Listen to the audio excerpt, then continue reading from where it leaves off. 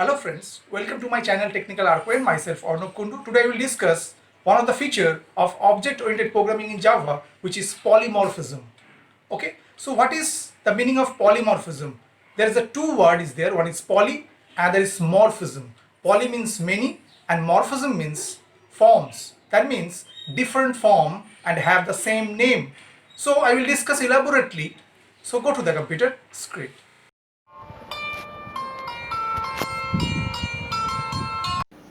Today, I will discuss the topic polymorphism in Java. Okay, the word polymorphism means having many forms. In simple words, we can define polymorphism as the ability of a message to be displayed in more than one form. Polymorphism is considered as one of the important features of object-oriented programming. Okay, it allows us to perform a single action in different ways. Okay, actually in Java, polymorphism is mainly divided into two types. One is your compile time polymorphism and another is your runtime polymorphism.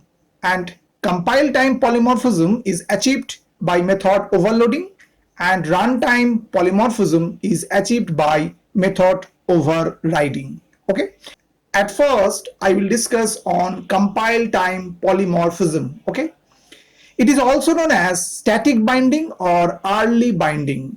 This type of polymorphism is achieved by method overloading. When there are multiple methods with same name but different parameters, then these methods are said to be overloaded. Methods can be overloaded by changing in number of arguments or change in type of arguments. But should remember, we cannot declare two methods with the same signature even if they have different return types. Means method overloading is not possible in case of different return type only. Okay, so go for an example. At first we take a class and suppose the class name we provide here test. Okay, and the modifier should be public. And before that we define other class. Suppose we define a class name is sep.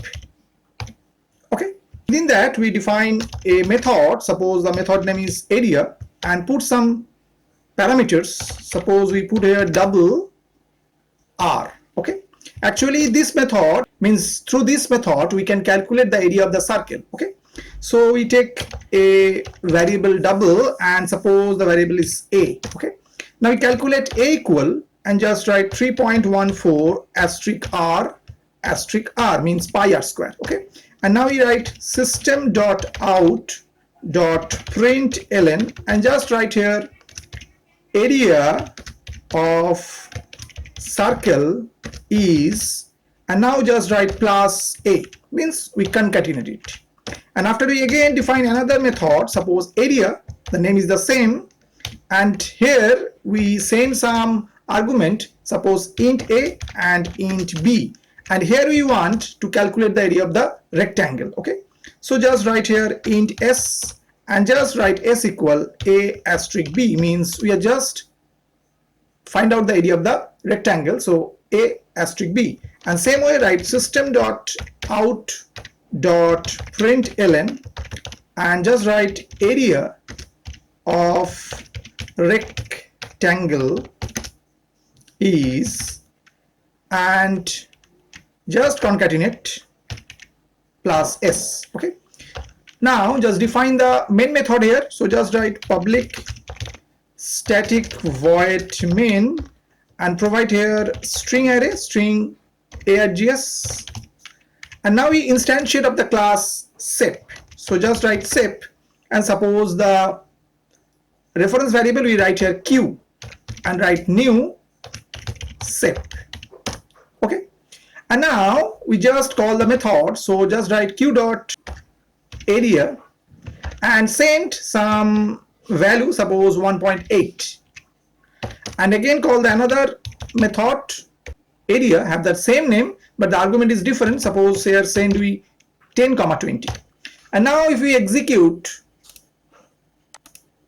So we get area of the circle is 10.1736 and area of the rectangle is 200.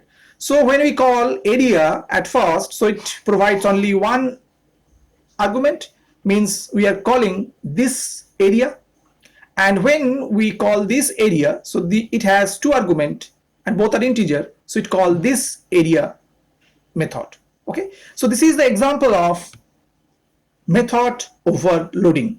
Okay, whenever an object is bound with their functionality at the compile time, this is known as the compile time polymorphism.